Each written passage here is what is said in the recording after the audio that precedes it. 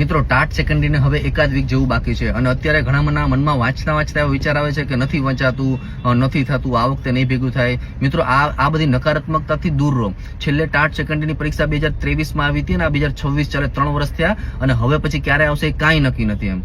અને આ પરીક્ષા તમને ખ્યાલ જ છે, હમણાં જે ટેટ 1ની પરીક્ષા ગઈ, પરીક્ષા લેવાઈ ગઈ, રિઝલ્ટ પણ આવી ગયું અને ભરતીના ફોર્મ પણ ભરાઈ ગયા અને 2-3 મહિનામાં સરકારી શાળામાં એ લોકો નોકરીએ પણ લાગી જશે એમ. અને મેં જોયેલા છે હે. એટલે અત્યારે તમારી પાસે એકદમ જોરદાર સમય છે, જોરદાર વાંચી લો. એમ પણ હીરાની જેમ ચમક હોય ને તો હીરાની જેમ ઘસાવવું જ પડશે. અને આમ પણ જ્યારે તમે પાસ થશો ને ત્યારે તમારા પરિવારની અંદર, તમારા માતા પિતાની આંખોમાં જે ખુશીના આંસુ હશે ને એ તમે વિચાર્યા નહીં હોય. કેમ કે આમ ખાલી વાત નથી કરતો, મેં અનુભવ્યું છે.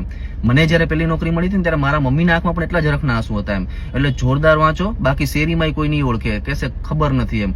બાકી જ્યારે પાસ થશો ને, સરકારી શાળામાં શિક્ષક બનશો એટલે આજુબાજુના ગામવાળા કેવા આવશે કે અમારા બાજુના ગામનો હતો એમ. અને એમ પણ અત્યારે સમય જે તમને ખ્યાલ છે કેવો સમય છે, પછી જ્ઞાન સહાયક બનવું હે ને એના કરતા શિક્ષણ સહાયક બનવું ને એ વધારે સારું છે. એટલે અત્યારે જોરદાર વાંચો, જોરદાર રિવિઝન કરો. 9મા 10માના પાઠ્યપુસ્તકોના 2 પુઠ્ઠા વચ્ચેનું બધું કળકળાટ કરી નાખો. અત્યારે 2-4 કલાક વધારે વાંચો ને તો કઈ ઓછું નહીં થઈ જાય. ઓકે, એટલે જોરદાર મહેનત કરો. Best of luck. Thank you.